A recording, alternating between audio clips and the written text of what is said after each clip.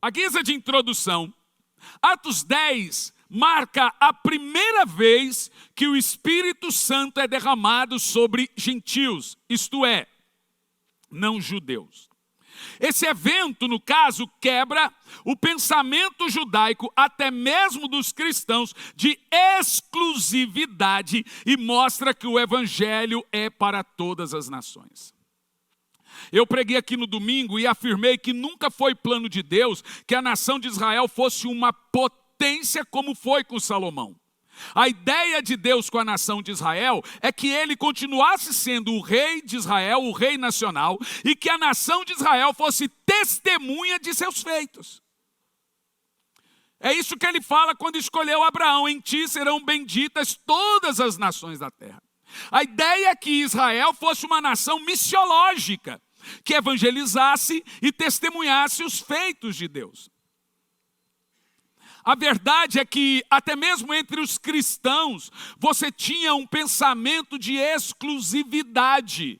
Lembra lá de Nicodemos? Que o Senhor teve que corrigir um pouquinho do pensamento de Nicodemos, que Nicodemos disse: não, eu sei que o Senhor nos ama. Ele falou: não, Deus amou o mundo.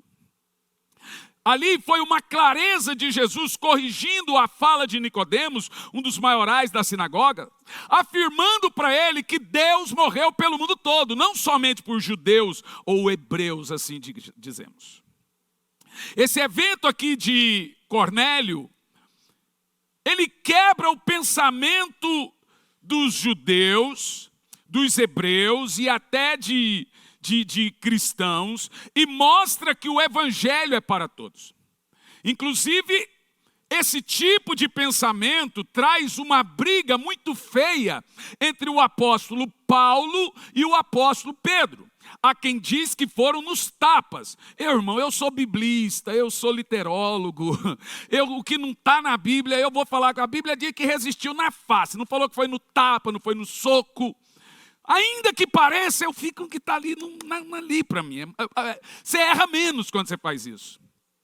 E biblicamente falando, a discussão de Paulo e de Pedro é que o apóstolo Pedro estava junto com Paulo, comendo entre os gentios, e rindo, brincando, petada boas. De repente entra Tiago. Tiago era quem? Pastor da igreja de Jerusalém, o maior teólogo cristão e irmão do Senhor Jesus.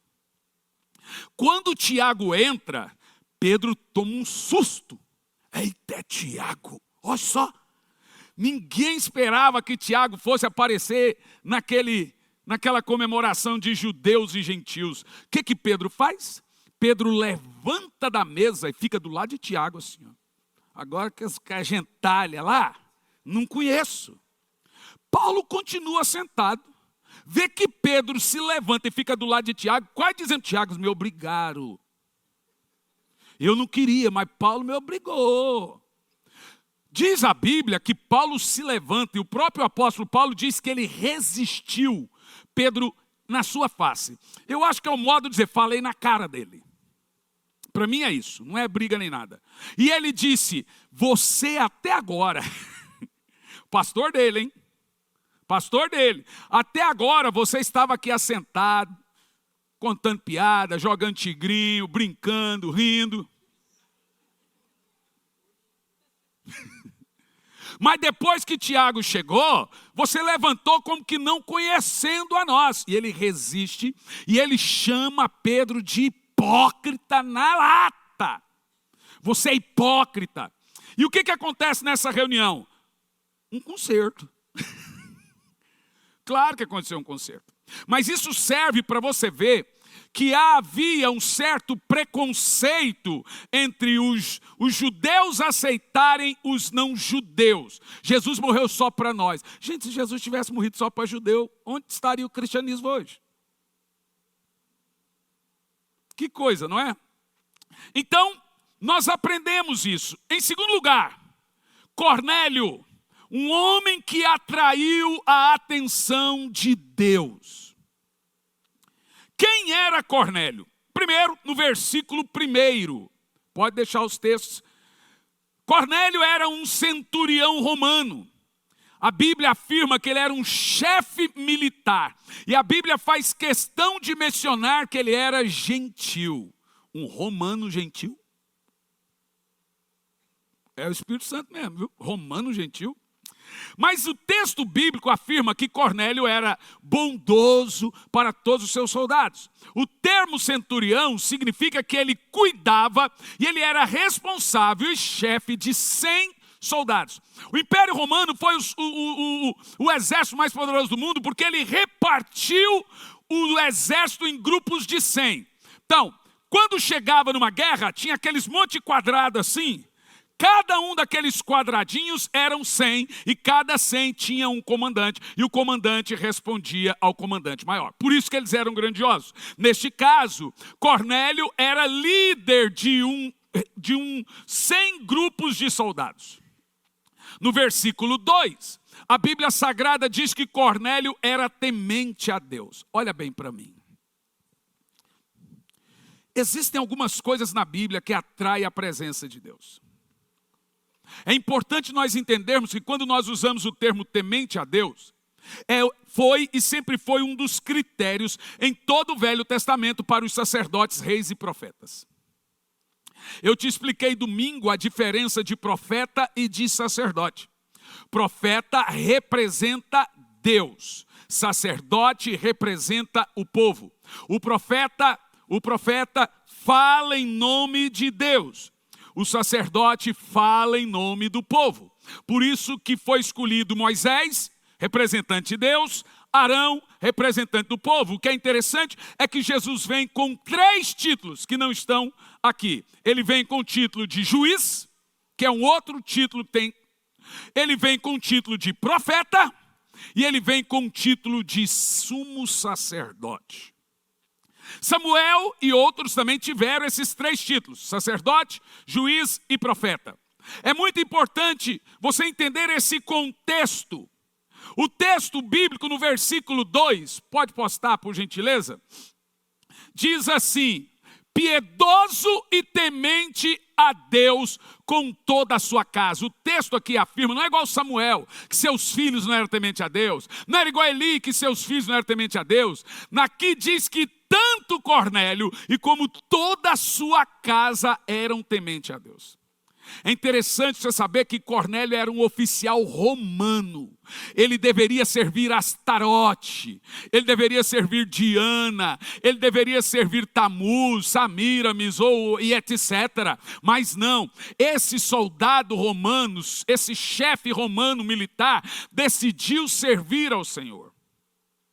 A Bíblia não mostra quem pregou para Cornélio, mas ele aceitou o Evangelho, ele creu no Evangelho, e ele se tornou um homem piedoso.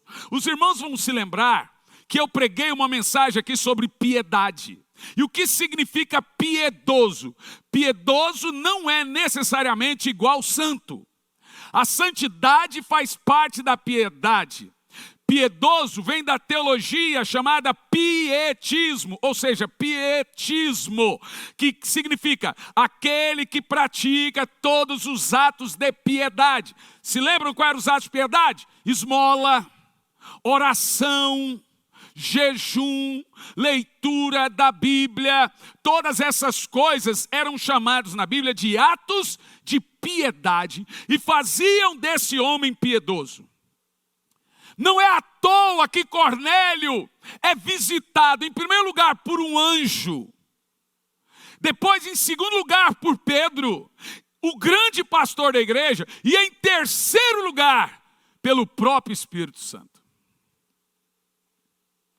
O que ele teve para merecer esse tratamento? Ele era temente a Deus, ele era piedoso, ele e toda a sua casa. A Bíblia também diz, no versículo 2, olha o texto, que ele também era generoso e contínuo em oração. Deixa o verso 2, porque ele nos traz alguns dilemas aqui. Primeiro, todos nós queremos o transbordar do Espírito, mas vamos ver as regrinhas que fez com que Cornélio tivesse? As regrinhas são: piedoso, temente a Deus com toda a sua casa, o qual fazia muitas. esmolas ao povo. Então, esmola é piedade. E de contínuo orava a Deus. Era um homem de oração. A verdade é que os crentes hoje querem o Espírito Santo, mas não há um tempo, não existe um tempo dedicado a ele. Nós temos uma vida secular lá fora e uma vida religiosa aqui dentro. Na realidade, a sua vida religiosa deveria ser uma vida contínua.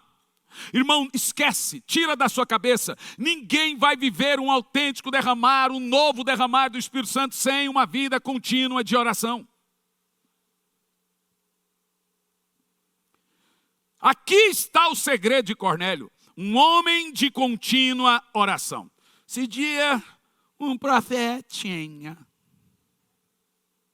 me perguntou aí. É verdade que tem texto na Bíblia que profeta fala que Deus não mandou e Deus garante? O que você acha? Ele está dizendo o seguinte, que tem coisa que o profeta vai falar que Deus não mandou e vai dar certo. O que você acha? Comenta aqui embaixo. Está vendo? Eu estou ficando bom nesse negócio. O que você acha? É possível eu falar uma coisa aqui que Deus não falou e Deus chancelar isso? Mas na Bíblia teve isso? Teve. Deus não mandou chover e Deus não mandou não chover. Elias disse, segundo a minha palavra. Aí ele usou essa base. E eu caladinho. Na Bíblia não está, pastor. O livro da Bíblia.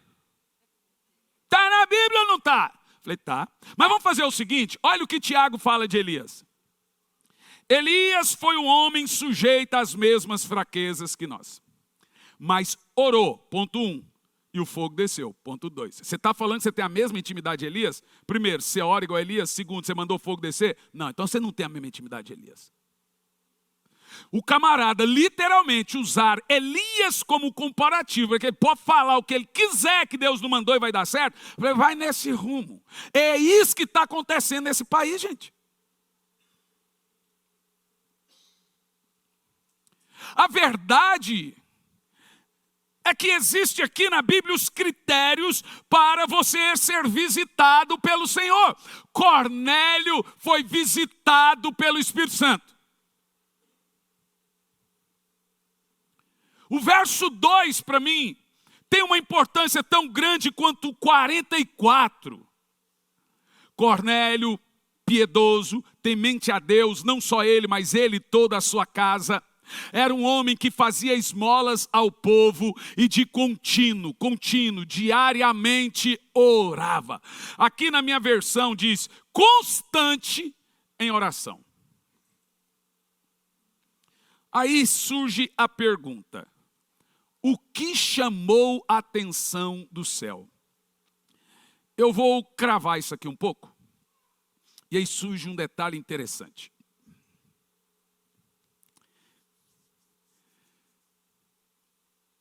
Como Fínei chamou a atenção de Deus?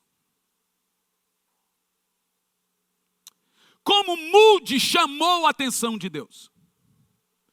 Wesley, que é comparado a todos o grande avivalista desde Paulo, chamou a atenção de Deus.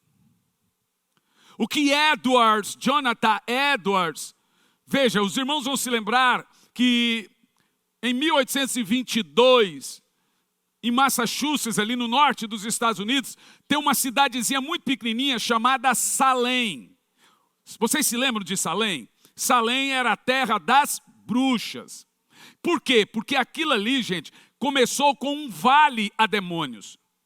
Como Manassés fez um vale a deuses e demônios, como o Rio Grande do Sul fez um vale, aqui em Campo Largo tem um vale chamado Vale do Amanhecer também. Em Brasília tem um vale com 80 mil habitantes só para despachos e feitiçarias e macumbarias e esoterismo. E a cidade de Salem inicialmente era isso, mas ela cresceu e virou a cidade de Salem, a cidade das bruxas. Então, culturalmente, aquele pedaço de chão no norte dos Estados Unidos era um lugar de feitiçaria, de bruxas, de morte. E falam de sacrifícios humanos, mas não comprovam, você sabe como é que é. Deus levanta um evangelista chamado Jonathan Edwards na daquela região. Religião enfeitiçada, cheia de agoeiros. Um pouquinho mais, a 120 quilômetros, tinha uma outra tribo de canibais, índios canibais. Jonathan Edwards fica para pregar nessa parte de cá dos agoeiros, das bruxas, e o seu genro, de 29 anos, David Brenner, vai pregar aos índios canibais. David Brenner faz a seguinte oração: Senhor, me dê as almas desses índios, ou eu morro. Ou o Senhor me dê as almas desses índios, ou tire a minha, disse David Brenner. Que oração, né? O grande problema é que Jonathan Edwards ficou para ganhar almas entre os agoeiros, as bruxas. O problema é que Jonathan Edwards só enxergava de um olho e muito mal. Ele também estava perdendo a visão desse único olho. E para piorar, Jonathan Edwards era muito gago. Ele não era pouquinho igual o nosso pastor aqui, o pastor Samuel, não. Ele era muito. Ele era muito gago. Bastante gago. Lá na nossa casa, filho do meu pai, todo mundo foi gago.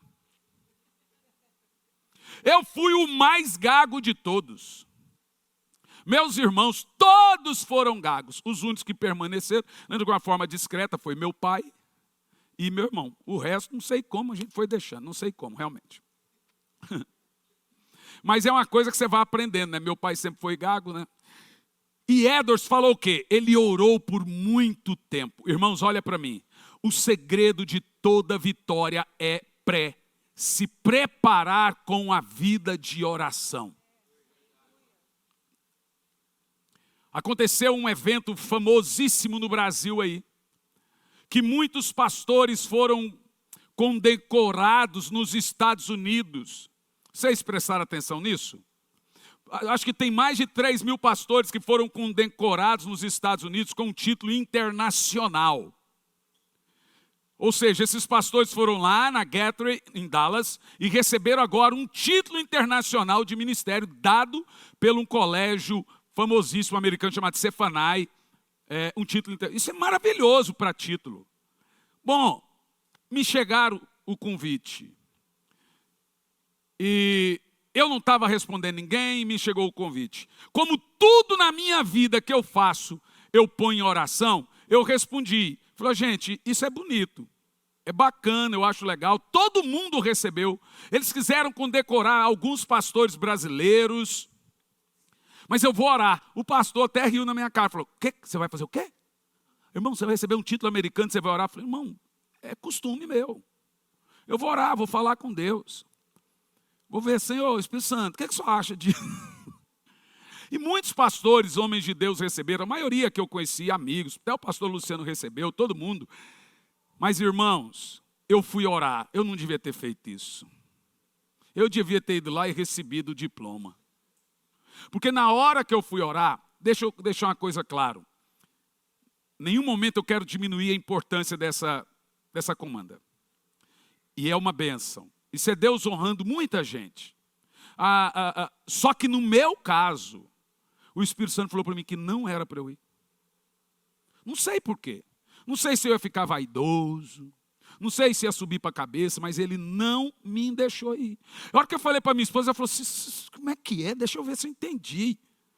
Nós não vamos lá em Dallas. O negócio dela era ir em Dallas. Eu não vou conhecer a Bethel Church, a Gateway. Não vamos em Dallas. Eu disse para ela, olha amor, eu estou muito feliz pelos meus amigos. Mas é igual o Luciano Subirá. Luciano foi orar a Deus se ele deveria fazer teologia ou não. Tem gente que não sabe que o Luciano Subirá não tem teologia. E o Espírito Santo não deixou ele estudar teologia. Eu até imagino por quê. Ninguém iria aguentar.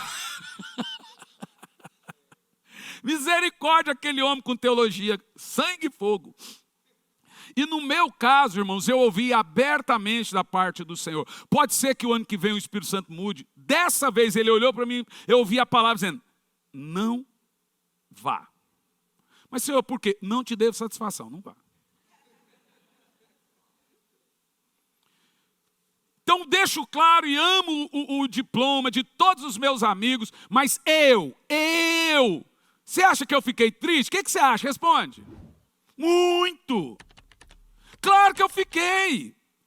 Imagina, você recebe um título internacional do Cefanai, e lá de dentro da Gateway Church, você anda com a carteirinha específica no aeroporto. O que é isso, irmão?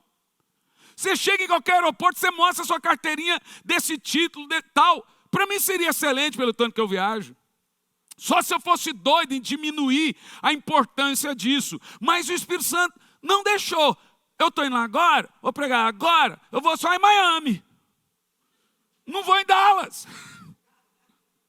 E a minha esposa vai se contentar com Miami e Boston. Nada de Dallas. Por que que nós devemos entender isso, gente? A vida de oração não é uma coisa religiosa. Quando você ora todos os dias, é muito difícil você tomar atitudes erradas, porque todo dia você está em sintonia com Deus. Segundo, Deus leva em consideração a vida de oração de todos. Olha só como é bom ouvir a Deus. Ano atrasado, quando o ano começou, eu lá de madrugada, orando, acordei minha esposa e falei assim: amor, hoje você vai pegar toda a agenda e fique esperta. Porque o Espírito Santo me disse que eu deveria me preparar, que eu iria pregar em todas as igrejas relevantes, grandes, etc., do Brasil. Todos os pastores, uns que são de Deus, outros que não são, eu iria em todas. Mas foi tão assustador que eu falei com ela 5 minutos depois, vem o Luciano Subirá e liga. Precisa da sua agenda. O pessoal do Silas quer agenda, da Lagoinha quer agenda, tudo na mesma hora. Foi em muitos lugares que eu fui, foi desagradável. Teve lugar que eu fui pregar avivamento, que o povo não queria avivamento. Fui pregar esses dias, estava eu e o Ulisses, comecei a pregar 15 minutos, o negócio já petecou em 15 minutos, o pastor olhou para o Ulisses e falou: como é que eu faço para fazer ele parar? Aí o Ulisses falou assim: pastor, eu acho que do jeito que está aí, à meia-noite e meia ele para. Não, eu quero que ele pare agora. Esse não é nosso costume. Aí o Ulisses pergunta: não é? Vocês não viram ele na internet? Vocês não conhecem ele? Sabe o que o pastor fez? Mandou subir o grupo de louvor inteiro. Eu estou falando e o cara começou na bateria. Tum, tum, tum, tum, tum, para fazer eu parar. Era uma ordem do pastor. Eu parei e falei assim: meu filho, para com essa bateria, que eu estou longe de parar. Aí ele ficou quieto. Aí começou o teclado. Eu falei: se é para me fazer parar, eu vou parar o que Deus mandar. Eu já saquei o que estava acontecendo. Mas eu saquei que tinha alguma coisa para acontecer naquela igreja. Mas eu também sou muito obediente. Chegou uma hora, até Deus se irritou. Até Deus se irritou. Falou: para, chega, para. Mas eu entendi que aquilo trouxe um juízo muito grande na igreja. Porque eu parei. Quando o ano começou, chamei minha esposa. Falei assim: amor, a gente tem aceitado poucos convites de Assembleia de Deus, né? Ela: é verdade. Por quê? Porque tem que usar terno. Então a gente dá umas diminuídas. Falei: mas o Espírito Santo me mandou falar para você que esse ano é para aceitar todos os convites da Assembleia. Do nada começou a chover convite da Assembleia. Do nada, porque o Espírito Santo queria. Estou eu orando, o Espírito Santo falou assim: você imagina, essa igreja tem 45 milhões de crentes. Se acontece um avivamento dentro dessa igreja, é um arraso. 45 milhões. Vivendo um avivamento, é um arraso. Eu aprendi, irmãos, que a vida de oração chama a atenção de Deus. A vida de oração convoca o Espírito Santo a interagir com você constantemente. No versículo 4, diz um texto aqui muito poderoso. Olha lá.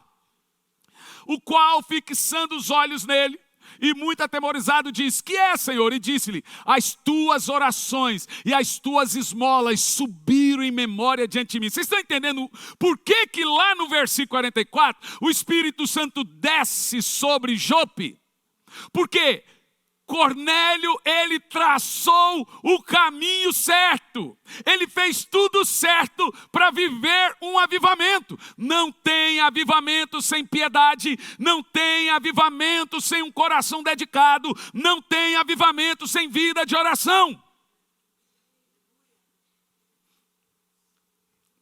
Irmão, a vida de busca sincera atraiu o mover de Deus, mesmo sem conhecer o evangelho todo ainda. Você está entendendo o que eu estou falando?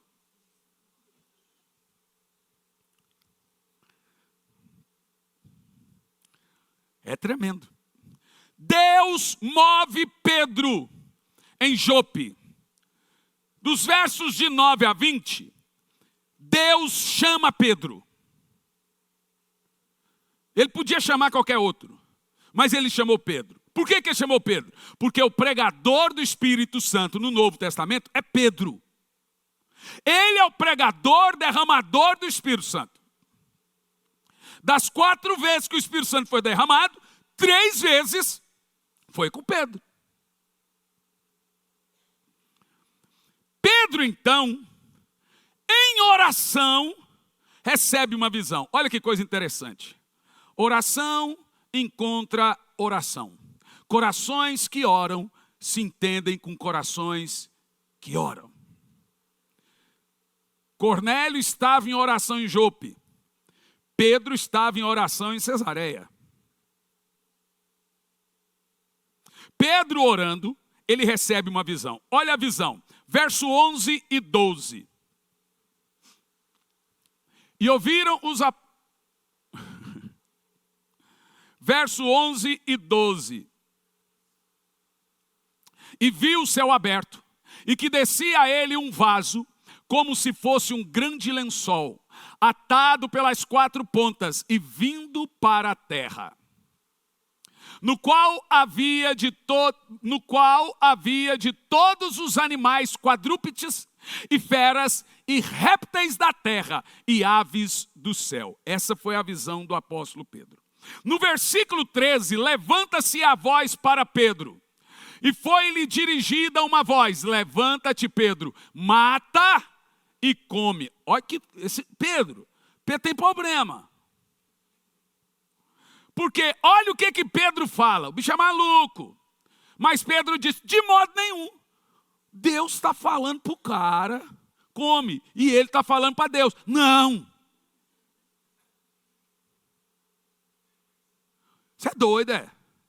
O Pedro, corajoso. Come, Pedro. De modo nenhum, Senhor. Porque eu comi alguma coisa comum e imunda? E a segunda vez disse a voz: não faças tu comum ao que Deus purificou. Toma. E aconteceu isso por 3 vezes. 3. E o vaso tornou a recolher-se ao céu. A verdade, essa história ela é muito poderosa. No verso 15 diz que o Senhor purificou os animais. E Pedro continua insistindo em não comer. Vamos lá, qual é o significado da visão? O que significa essa visão? Primeiro, Deus estava mostrando que não havia mais distinção entre judeus e gentios diante do evangelho. Pedro precisava vencer a sua tradição religiosa para pregar ao diferente. Irmãos, os avivamentos nunca se encerraram por exageros, sempre foram controles religiosos. A religião em si é a maior inimiga do avivamento. Nós já estamos vendo pregadores famosos indo na internet dizendo que não vai existir mais avivamento. Só desgraça, desgraça e zero avivamento. Nós já temos gente literalmente inimigos do avivamento. Pedro então tinha que decidir que ele deveria ser um pregador de nações. Mas o que acontece? Versos 17 em diante. A conexão que Deus faz então entre Cornélio e Pedro. Deus conecta os dois homens de oração sobrenaturalmente. Cornélio agora, veja, Pedro primeiro tem uma visão. Agora é Cornélio que tem uma visão com instruções para buscar Pedro. Perceba, olha que coisa poderosa. O Espírito Santo queria entrar no Império Romano. E ele conectou com o centurião. E ele dá um sonho, uma visão a Pedro. E ele dá um sonho, uma visão a Cornélio. Eu estou dedicado a dizer que o Espírito Santo vai visitar multidões. Essa noite eu tive um sonho e tinha um pastor do meu lado que eu brincava com ele. Esse pastor media certos 2,5 metros de altura. E eu brincava com ele, você é muito grande. Ele olhava para mim e dizia no sonho, você também. Mas ele estava falando de outra grandeza. Nós estávamos diante de 1 milhão de pessoas em uma praça. Eu lembro certinho desse sonho, porque foi antes de eu acordar. Havia ali milhares e milhares de adolescentes e crianças na frente, como eu costumo fazer, e mais de 1 milhão de pessoas tomados em uma praça. E eu e esse pastor e demais pastores atrás, e nós levantávamos as mãos. Eu brincava com ele, pastor, já vai para 7 horas de culto, esse povo não está com fome? Ele dizia, pois é, daqui um pouco vamos ter que multiplicar peixes e pães. E eu acordo, morrendo de raiva, porque eu acordei. Irmão, entenda, quando você está conectado ao Espírito, tanto em palavra, visão, interesse e vontade, e com uma vida conecta de oração e da sua palavra, Ele começa a te visitar acordado, Ele começa a te visitar dormindo, Ele começa a te visitar cochilando, Ele começa a te visitar através de servos dEle. Eu tenho certeza que o Espírito Santo vai visitar tantas pessoas aqui nesse lugar. Eu absurdamente, irmãos, isso é uma coisa tão forte para mim, que o Espírito Santo me falou que esse ano coisas surpreendentes iriam acontecer daqui, pontuais, aqui, acolá e acolá.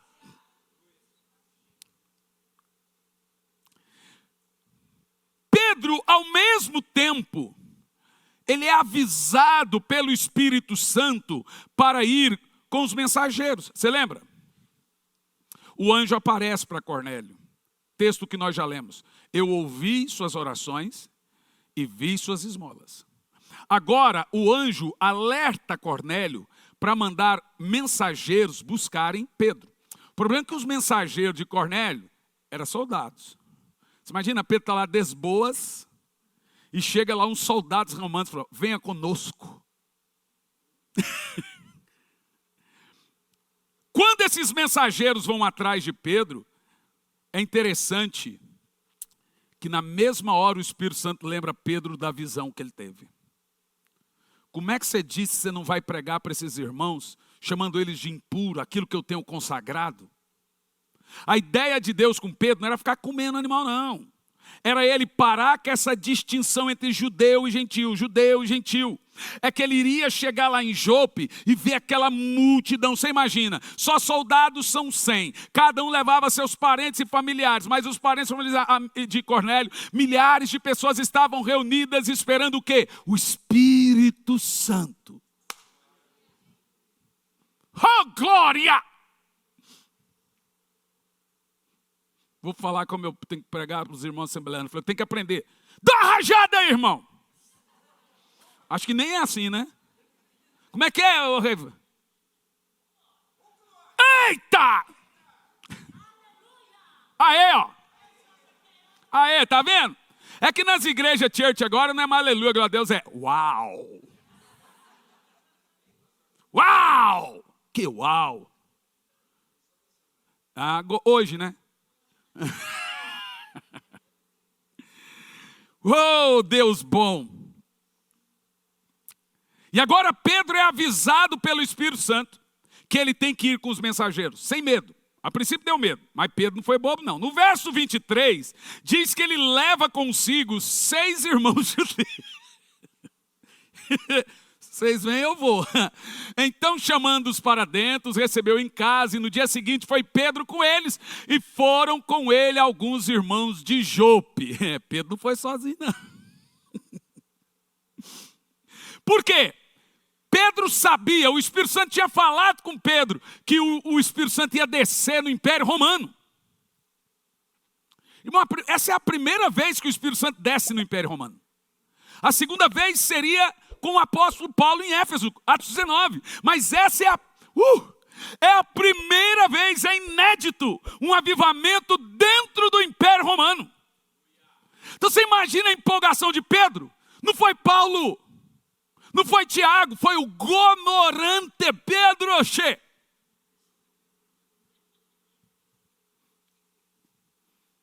O matuto.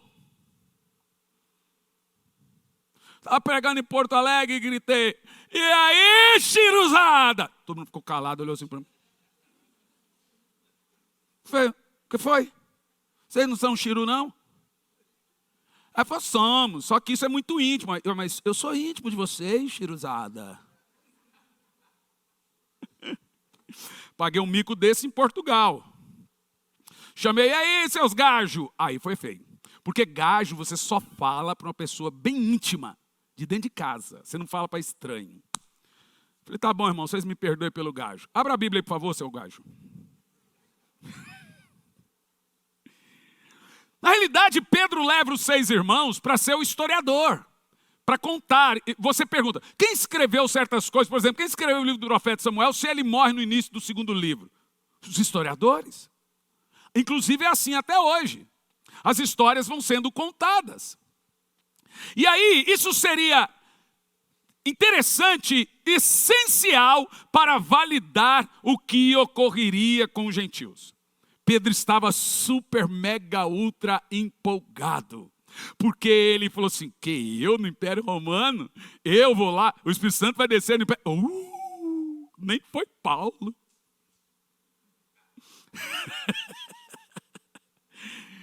Depois que Paulo me resistiu na face. E aí nós entendemos algumas coisas. Primeiro, o encontro de Pedro e Cornélio. Coração preparado, mas mensagem entregue. Deixa eu te contar um negócio. Vamos sair um pouco desse texto, já voltamos. Põe Atos 6, versículo 4. O servo do Senhor, que afirmam ser o escritor de Atos, foi Lucas. E Lucas escreveu que o grande segredo que ele conheceu da igreja primitiva foi essas 2 práticas que você achou em Cornélio. Quanto a nós, nos perseveraremos na oração e no ministério da palavra. Os irmãos se lembram quando eu preguei de Josias? Que o que trouxe avivamento em Judá foi quando ele pegou o livro e começou a ler o livro do Senhor diante de toda a nação. No princípio ele falou: ninguém sai daqui enquanto eu não ler o livro todo. No caso, os 5 livros de Moisés, o Pentateuco. Demorou. Aquela multidão inteira e o jovem de 16 anos lendo o livro, depois de 300 anos. A princípio foi cansativo, mas depois começou a ter focos de incêndio, fogueira. Um fazia uma fogueira aqui, outro acolá, milhares de pessoas. Para quê? Começaram a arrancar suas indumentárias a deuses, braceletes e tudo e jogar no fogo. E se arrepender dos seus pecados. E um espírito de quebrantamento veio sobre a nação. Um espírito de arrependimento veio sobre a nação e mudou a história de Judá. Os irmãos se lembram disso? Mas é interessante que essa história de Josias, do Espírito descer enquanto Josias fazia a exposição da palavra, não é só dele, veio também com Asa, veio também com Ezequias e Jeosafá. Olha para mim o que eu vou te dizer para você entender. Não há avivamento sem a aplicação da palavra. Esse texto poderia ser um floreio muito grande de evangelistas e avivalistas dizendo: e o fogo desceu, e o fogo desceu, o fogo desceu, o fogo desceu. Mas veja, lá quando o fogo desceu em Atos 2, Pedro pregou 35 minutos. Meu Deus, o pastor Hernando sabe até quanto tempo Pedro pregou. Claro, você leva esse tempo para ler. Mas o que me encabula aqui nesse texto de Cornélio e também no texto de Atos 6 e 4, é como que os servos de Deus atraíam a presença do Espírito Santo. Por que Deus não abre mão da palavra e da oração, gente? Todas as vezes que Pedro pregou, o Espírito Santo desceu no meio da pregação. Às vezes pode pensar que é a parte mais chata do culto. Deus não quer que eu seja profundo. Posso até ser, não é pecado ser profundo. Nem que tenha uma oratória invejável, uma teologia rebuscada. A cobrança de Deus para os seus servos, os pregadores, é que eles sejam fiéis à palavra. Se você for fiel, já bastou. A própria palavra dita, já em si, produz mudança. E é isso que chamamos de avivamento. Eu te explico por que Deus não abre mão da oração e da palavra. Veja bem, para que aconteça um avivamento, eu já disse isso, mas vou repetir. 2 corações precisam se movimentar. Lembra de Cornélio e Pedro? Cornélio e Pedro, Cornélio e Pedro. Deus move 2 seres para mover e ter um avivamento. Neste caso, para que aconteça um avivamento, o coração de Deus precisa se mover. Para que aconteça um avivamento, o coração do homem precisa se mover. Aí surge a pergunta, o de Deus é certeza, mas qual a garantia que o coração do homem vai se mover para Deus, gente? Como não temos garantia, Deus tem 2 armas poderosas para mover o coração dele e o do homem. Qual arma que é? Presta atenção. Palavra, o texto lido e oração. O que move? O que significa isso? Presta atenção. A palavra não foi feita para Deus. A oração não foi feita para o homem. Você não ora para outro homem e você não prega para Deus. Deus não vem na igreja para ouvir pregação. Deus não ouve mensagem. Põe aí no YouTube, quero ver o que aconteceu. Que palavra, uau, que palavrão! Que mensagem! A mensagem foi feita para mover o homem, a oração foi feita para mover Deus.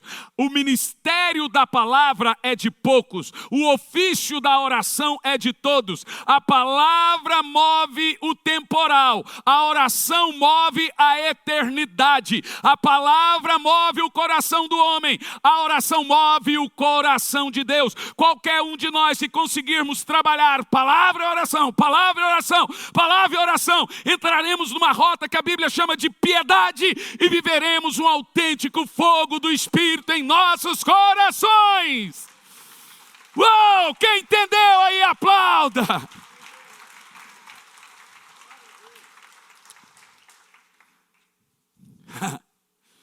Oh, aleluia! Por isso que não tem esse negócio de avivamento musical. Sejamos honestos. Deus ama música? Ama. Aonde a música foi inventada? No céu. Aonde tem os cânticos? Aonde você lê em primeiro lugar? E diziam santo, santo, no céu. Se a música foi feita originalmente para o céu, para Deus, então você já deve entender outras perguntas quaisquer que você pode querer fazer. Mas em nenhum lugar na Bíblia diz que a música edifica. Você não tem. Diz que a música transforma. Diz que a música, por quê? Porque a música foi feita para Deus, não para você. O que edifica então na Bíblia? A palavra. A música é o momento em que você dá a Deus. É Ele que recebe. Tradicionalmente, você não recebe nada na música. Você pode até ser consolado, mas não recebe. Porque a música originalmente é para adoração. Então o que edifica? É a palavra. É importante a gente entender isso, porque você vai em lugares, 2 horas cantando. O pastor agora tem 20 minutos para pregar e termina antes das 10. Eu já teve igreja que eu peguei o microfone e falei, irmão, que é a graça do Senhor Jesus. Eu fui pregar numa reunião, estava eu pregando, a Nívia cantou. Ela cantou 1h30 na época, ainda muitos anos isso. Depois a gente virou amigo. Quando ela me passou o microfone, eu falei, irmão, Que a graça do Senhor Jesus, o amor de Deus Pai e a consolação do Espírito Santo seja com todos. Não precisa fazer nada aqui não, irmão. 2 horas cantando, está todo mundo cansado. Um dia eu briguei com o pastor, não tem muito tempo não. Ele me passa o microfone de 5 para as 10. Pastor, o senhor tem todo o tempo do mundo. Eu falei, tem não. Não, meu povo não vai embora. Pois é, pastor. A mensagem não pode alcançar corações cansados. Um povo cansado não recebe bem a palavra. Não se trata de eu ficar e pregar 1 hora ou não. A gente tem que preparar o culto a ponto de entrar no coração das pessoas com a palavra. Não se trata de pregar até meia-noite. E eu falei, vocês precisam respeitar mais a palavra de Deus. Não tem avivamento sem isso não, gente. Não tem avivamento sem isso. A palavra do Senhor diz, Amós 8, versículo 11, nos últimos dias derramarei fome e sede sobre a face da terra, mas não de comida e bebida, mas das minhas palavras. O texto é óbvio, nós vamos viver um avivamento se o povo passar a ter sede e fome da palavra de Deus. No verso 24, Cornélio já tinha reunido toda a sua família. A Bíblia fala de uma fome por Deus sobrenatural. Temos a reverência. No verso 25, ele até se prostra diante de Pedro. Verso 25. E aconteceu que entrando Pedro, saiu Cornélio a recebê-lo e prostrou-se aos seus pés e o adorou. Você vê, ele não era convertido ainda, gente. Que coisa mais poderosa isso. A história desse homem é muito poderoso. E Pedro diz para ele, pode continuar. Levanta-te que eu também sou homem. Vê a pureza do coração desse homem, que coisa tremenda. No verso 34 ao 43, aqui é o poder. Põe aí, verso, porque o texto diz que no meio da mensagem caiu o Espírito Santo. Aí você tem que ficar curioso, o que Pedro pregou para o Espírito Santo descer no meio da mensagem? Vamos ver. E abrindo Pedro a boca, disse, reconheço por verdade que Deus não faz acepção de pessoas. Aprendeu, Pedrão? Põe o verso 34 em diante. Aí. Agora pode continuar. No outro. Mas que lhe é agradável aquele que em qualquer nação tem fome e faz o que é justo. Olha o segredo. A palavra que ele enviou aos filhos de Israel, anunciando a paz por Jesus Cristo. Esse é o Senhor de todos. Pedro está pregando quem, gente? Qual a mensagem que Pedro pregou em Atos 2? Esse Jesus que vocês mataram, Deus o fez Senhor e Cristo. A mensagem que traz o Espírito Santo é aquela mensagem centrada em Cristo. É aquela mensagem centrada no Senhor. Olha o que diz o texto, eu quero vibrato. Diz assim, ó. Esta palavra, vós bem sabeis, veio por toda a Judeia, começando pela Galileia, depois do batismo que João pregou. Como Deus ungiu a Jesus de Nazaré, com o Espírito Santo e com poder, o qual andou fazendo bem, curando a todos os oprimidos do diabo, porque Deus era com ele. O homem pregava demais, o homem era um baita de um pregador, e nós somos testemunhas de todas as coisas que fez, tanto em Judeia como em Jerusalém, ao qual mataram, pendurando no madeiro, e dá-lhe palavra, a este Deus o ressuscitou ao terceiro dia, e fez o que se manifestasse. Prega, Pedro, não a todo o povo, mas às testemunhas que Deus antes ordenara a nós, que comemos e bebemos juntamente com ele, depois que ressuscitou dentre os mortos. Pregou ressurreição. E nos mandou pregar ao povo e testificar que ele é, por Deus, foi constituído juiz dos vivos e dos mortos. Olha o que trouxe o Espírito Santo. A estes dão testemunho todos os profetas, de que todos os que creem nele receberão perdão dos pecados pelo seu nome. E o quê? E Pedro ainda estava dizendo essas palavras, caiu o Espírito Santo sobre todos que ouviam a palavra. Vamos lá, igreja! Uou, que coisa poderosa! Aqui tem um segredo. Pedro centrificou. Ele colocou Jesus no devido lugar. Ele falou da ressurreição e ele foi mais longe. Os profetas falaram de Jesus.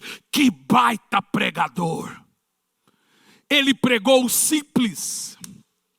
Que saudade temos nós do evangelho simples. Por quê? Porque este evangelho se faz entendido. O Espírito Santo não tem compromisso com qualquer pregação. Ele tem compromisso com a palavra que sai da boca de Deus na sua boca. É essa palavra que não volta vazia. Esse é o segredo do avivamento. Ô irmão, vou falar uma coisa para vocês. Eu amo pregação expositiva, mas como eu amei falar desse moço. Como é chato agora os crentelhos na internet, todo mundo é teólogo, uma discussão, briga, um briga daqui, briga daquilo lá, e nada de evangelho simples. Eita, Pedro era um baita de um pregador. Que coisa! E diz o texto, enquanto aquela multidão ouvia Pedro pregar, o Espírito Santo desceu no meio da palavra. Qual foi o segredo da palavra? Cristo, Cristo, Cristo, Cristo, Cristo. E não só ele falou de Cristo e do Espírito Santo, como Deus ungiu com o Espírito Santo e com poder, o qual andou fazendo bem e curando a todos, porque Deus era com ele. Você ouve isso, irmão, estou todo arrepiado. E eu não arrepio, às vezes, só quando eu estou com medo. E quando eu estou com muito temor. Mas eu estou com um senso de presença do Espírito aqui muito grande.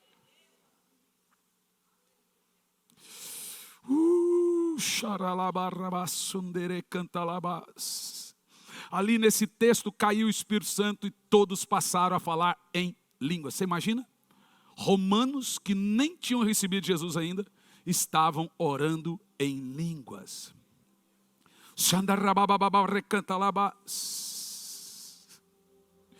Oh, você sente a presença do Espírito aqui. Irmão, duvide de um culto sem a presença do Espírito. Oh, hoje a minha filha chegou em mim e falou: papai, eu senti do Espírito Santo de fazer um grupo com orações diárias e orações e devocionais com as minhas amigas, chamado Cheias do Espírito Santo. Essa patotinha, essa ganguezinha que mora aqui nesses bancos da frente. Se a sua menininha quiser, elas vão se reunir pelo Zoom, orando, 10, 9 anos. Irmãos, essa é a geração que vai viver o intenso derramamento do Espírito Santo. Levanta as suas mãos, fique em pé, ore por 3 minutos em línguas, ame o Espírito Santo. Oh, Espírito Santo, Santo, Santo. Que coisa maravilhosa é a tua presença, Espírito Santo. Que coisa maravilhosa. Oh, Senhor, obrigado por essa palavra. Que palavra tremenda. Oh, Espírito Santo, Espírito Santo, Espírito Santo. Vamos levantar a mão e ora em línguas. Ame o Espírito Santo. Vamos terminar esse culto prestando uma homenagem ao Espírito Santo.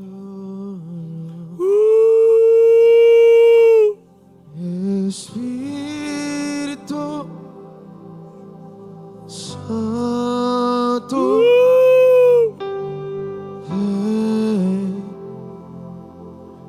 está vindo um espírito de amor em você pela presença do Senhor. É Ele.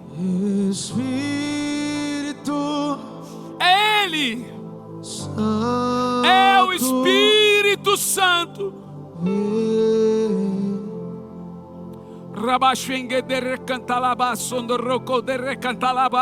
Espírito, oh, como nós te amamos, Senhor. Santo, Oh, amamos, amamos, amamos a tua presença.